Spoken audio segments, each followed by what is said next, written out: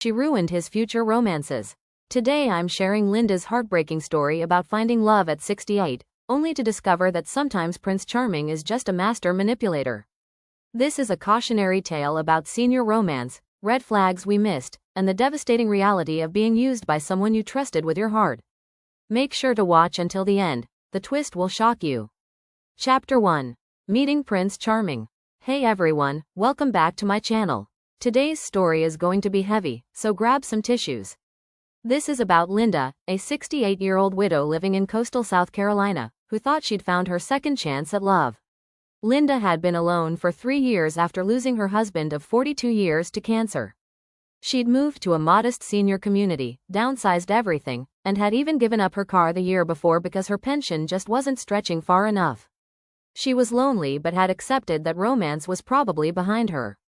Then she met Michael at the community center's weekly coffee social. He was 71, silver-haired, impeccably dressed, and had that confident charm that some men never lose. Michael was what locals call a snowbird. He spent winters in South Carolina and summers back home in Connecticut. "I'm old-fashioned," Michael told Linda on their first coffee date, insisting on paying despite her protests. "A gentleman always takes care of a lady."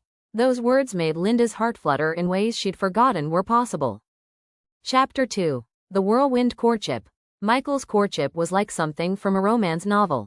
He brought Linda flowers every few days, not gas station bouquets, but beautiful arrangements from the expensive florist downtown.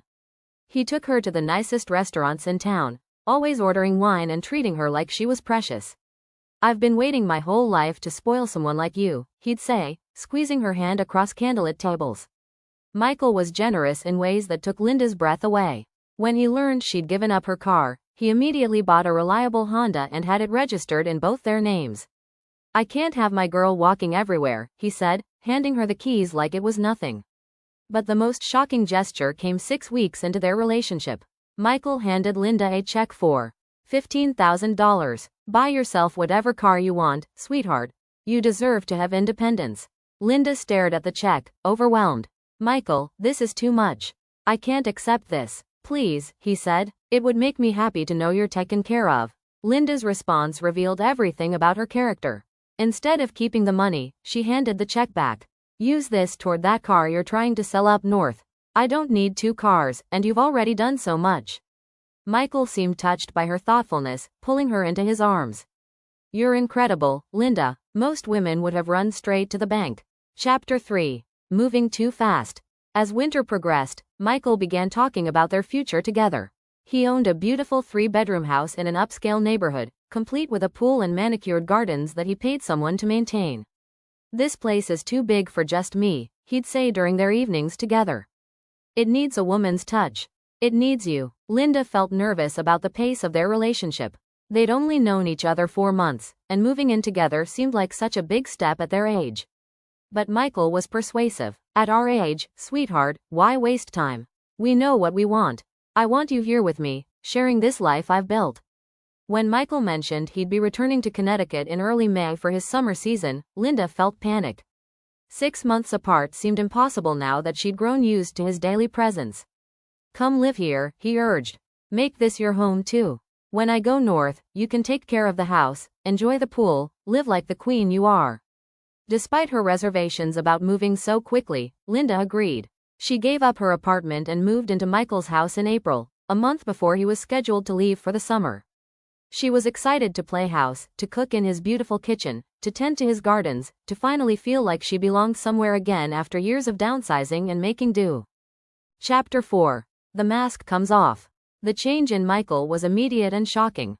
The moment Linda's belongings were unpacked in his house, his entire demeanor shifted.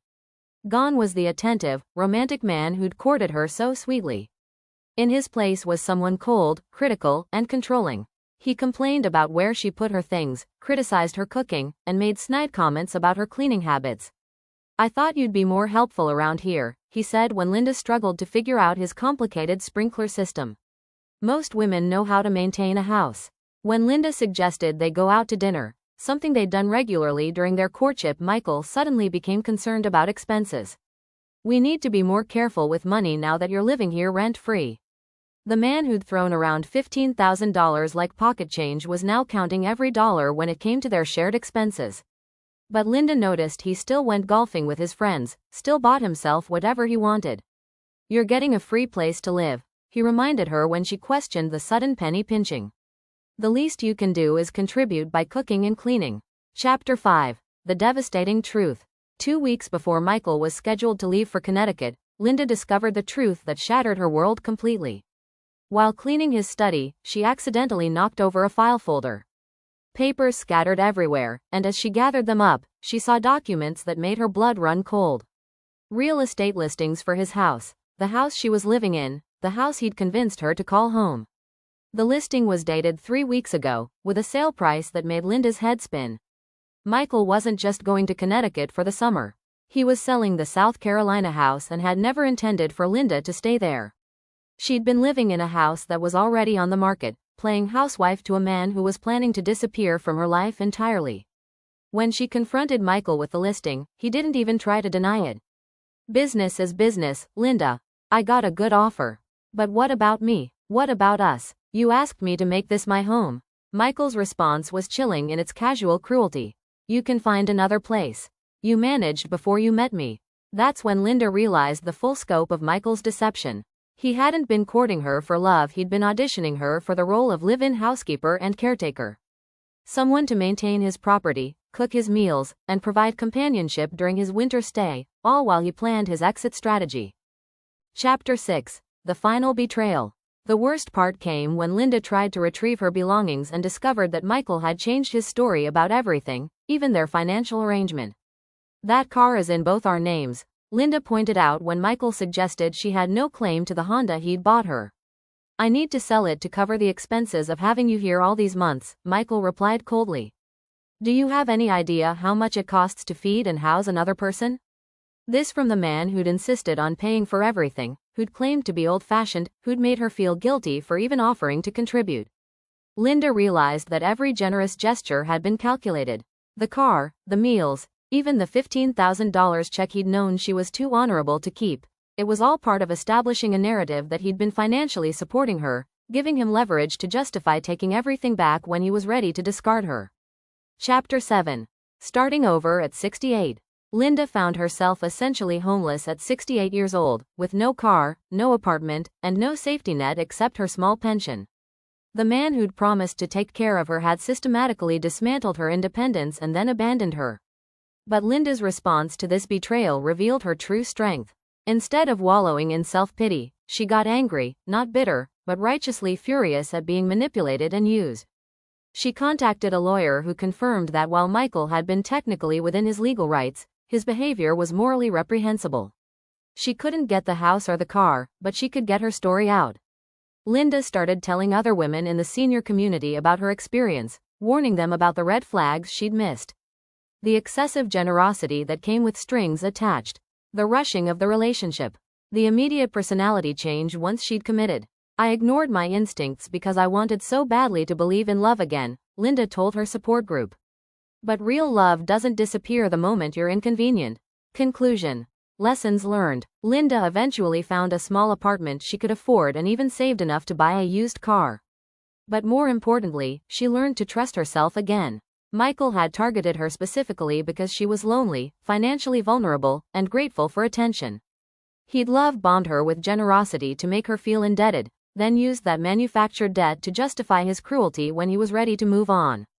The saddest part? Linda later learned from neighbors that she wasn't Michael's first victim. He'd run this same script with other women in previous winters, always finding someone new to take care of his house and stroke his ego until he was ready to return north.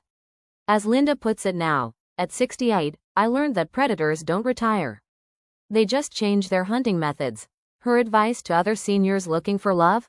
Trust slowly, keep your independence, and remember that real love enhances your life. It doesn't require you to give up everything that makes you feel secure.